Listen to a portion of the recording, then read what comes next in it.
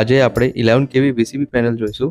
કયા ટાઈપના ઇન્ટરલોક આવે છે, જેને આઈધર ઇલેક્ટ્રિકલ ઓર મેકેનિકલ ઇન્ટરલોક્સમાં ક્લાસિફાઈ કરેલા છે, એ આપણે જોઈશું.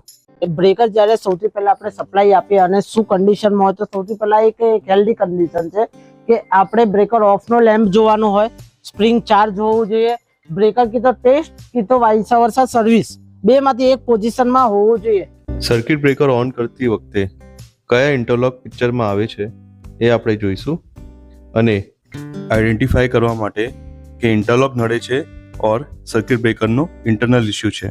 સર્કિટ બ્રેકર ઓફ કરી એને ટેસ્ટ પોઝિશનમાં રાખીને તો સૌથી પહેલા આપણે શું કરવાનું કે જે બ્રેકરનો પ્લગ છે એ આપણે આઇસોલેટ કરી દેવાના.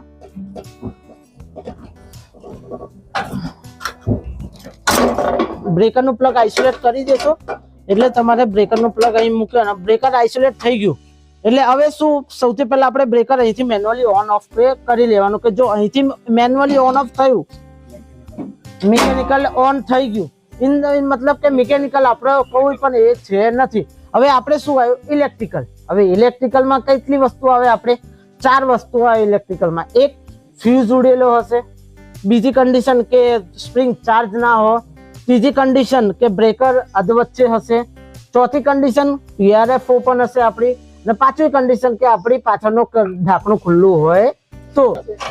સૌથી પહેલું ઇન્ટરલોક આપણે જોઈશું. વેનએવર DC સપ્લાય ઇઝ ફેલ્ડ, આ ઇન્ટરલોક પેનલમાં હેન્ડલ નાખવાની જગ્યા જે છે એ બ્લોક કરી રાખશે અને હેન્ડલને એક્સેસ નહીં થવા દે. નેક્સ્ટ, બાય કેસ જો બ્રેકર વચ્ચે હશે તો જો બ્રેકર આપણું ઓન થશે નથી. જો આ બે પોઝિશનમાંથી કોઈ પણ એક લેમ્પ ના આવતો હોય તો એનો મતલબ એ છે કે બ્રેકર તમારો તો અંદર પણ નથી ગયો કે બહાર પણ નથી આવ્યો. એના માટે કીધું બ્રેકર ઓપરેટ થવા માટે બે એક કન્ડિશન તો ફૂલફિલ થવી જોઈએ આપણે, કે તો આખો અંદર હોવો જોઈએ કે તો આખો બહાર હોવો જોઈએ. તો આ મેઇન કન્ડિશન છે. અને સૌથી મેઇન અગત્યની વસ્તુ છે કે ટ્રીપ સર્કિટ હેલ્ધી, કે આ તો બે ટ્રિપિંગ કોઇલની છે. તો પહેલાને આપણી સિંગલ ટ્રિપિંગ કોઇલ વાળી આવતી હતી, એની અંદર આપણે આ પુશ બટનથી સૌથી પહેલા બ્રેકર ઓન કરતા પહેલા બંને લેમ્પ હેલ્ધી આવવા જોઈએ. આ કન્ડિશન જો ના આવતી હોય તો એનો મતલબ છે કે આપણો ટ્રિપિંગ કોઇલ ઉપર કોઈ ટ્રિપિંગ પડેલું છે કે તો પછી નહીં તો ટ્રિપિંગ કોઇલ આપણી બળી ગઈ છે. તો જ્યાં સુધી આ બે વસ્તુ હેલ્ધી ના થાય ત્યાં સુધી આપણે ક્લોઝિંગ નો ઘોડો નહીં દોડાવવાનો. આપણે સૌથી પહેલા હાર્ડલી વધારે પડતી હોય તો શું આપણે જો PRF switch 3 PRF switch completely totally close હોવી જોઈએ. સૌથી પહેલી કન્ડિશન એ જોવાની. બીજી કન્ડિશન કે પાછળનો ઢાંકણો આપણો ખુલ્લો છે કે નથી. જો એ બે કન્ડિશન બહુ જ મેજર છે. એટલે PRF સ્વિચ એ આપણે હશે ઓપરેટ હશે કોઈ પણ તો આ રિલે પિકઅપ રહેશે, અને રિલે પિકઅપ થશે તો એનાથી શું થશે કન્ટિન્યુ ટ્રિપિંગ પડ્યા રહેશે. અને જો ટ્રિપિંગ ચેક કરવું હોય આપણે તો અહીંથી આ જો આ દબાવશો એટલે ટ્રીપ કોઇલ આ બંને ઓપરેટ થાય છે. એનો મતલબ એ થાય છે કશે ને કશે ટ્રિપિંગ આવીને આપણું પડેલું છે. આનો મતલબ શું થાય છે કે કયું લેમ્પ ઓકે છે, ટ્રીપ સર્કિટ 2 આપણું ઓકે છે, ટ્રીપ સર્કિટ 1 માં જ અવાજ આવે છે. એનો મતલબ કે ટ્રિપિંગ સર્કિટ 1 છે એમાં કોઈ ટ્રિપિંગ આઈને પડેલું છે. એ PRF નું છે, રિયર ડોર સ્વિચ નું છે, કયું છે આપણે ફાઇન્ડ આઉટ કરવાનું છે. બંનેમાં અવાજ આવે એનો મતલબ કે બંનેમાં ટ્રિપિંગ આઈનું પડેલું છે. હવે અત્યારે મેં 1 વાળું ઓકે કર્યું છે તો આ ઓકે આવશે, પણ 2 તમારે ફોલ્ટી બોલશે. એનો મતલબ એક બે વખત તમને આઈડિયા આવી જશે કે સેકન્ડ ટ્રિપિંગ કોઇલમાં પ્રોબ્લેમ નથી. નેક્સ્ટ, સર્કિટ બ્રેકર રેકિંગ કરતી વખતે કયા ઇન્ટરલોક્સ પિક્ચરમાં આવે છે એ આપણે જોઈશું. આ જે પ્લગ નું ઇન્ટરલોક હતું કે આપણે પ્લગ બહાર છે લાગે બહાર મૂકેલું છે, એટલે એ કન્ડિશનમાં ડોર બંધ નહીં થાય.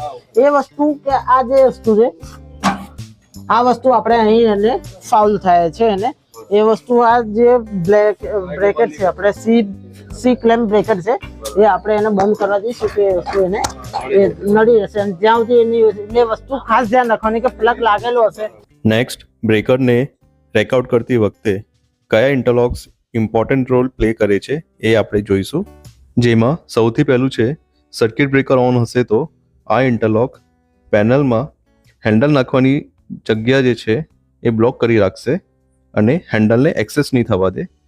નેક્સ્ટ, જ્યારે પર આ ઇન્ડિકેશનમાં કોઈ પણ ફેઝમાં LED ગ્લો થશે ત્યારે હેન્ડલ નાખવાની જગ્યા બ્લોક રહેશે અને હેન્ડલ એક્સેસ નહીં મળે. આ ઇન્ટરલોકનો મેઇન ઇમ્પોર્ટન્સ ઓફ કન્ડિશનમાં જોઈ શકો છો. ઇન કેસ બ્રેકર ફોલ્ટી થઈ ગયું છે અને કોઈ પણ ફેઝમાં પાવર ચાલુ છે તો અહીંયા LED ગ્લો થશે, જેથી હેન્ડલ નાખવાનો એક્સેસ બ્લોક રહેશે અને બ્રેકરનો રેકઆઉટ ઓપરેશન અટકાશે. Next is the common interlock. આ બંને રેકિન અને રેકઆઉટ વીસીબી ઓપરેશનના ટાઈમે પિક્ચરમાં આવે છે. જ્યારે પણ પેનલનો ડોર ઓપન હશે તો આ બોલ્ટ પ્રેસ નહીં થાય, જેથી ડાયરેક્ટ હેન્ડલ નાખ્યું હોય તો હેન્ડલનો કોઈ પણ મોમેન્ટ નહીં થવા દે અને બ્રેકરનું રેકઆઉટ કાં તો રેકિન ઓપરેશન અટકાશે.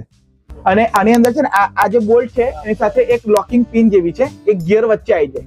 એટલે જ્યારે તમારો આ દબાયેલું હશે ત્યારે એ લોકિંગ પિન પાછળ જશે એટલે ગિયર તમારો ગોલ ફરવા દેશે.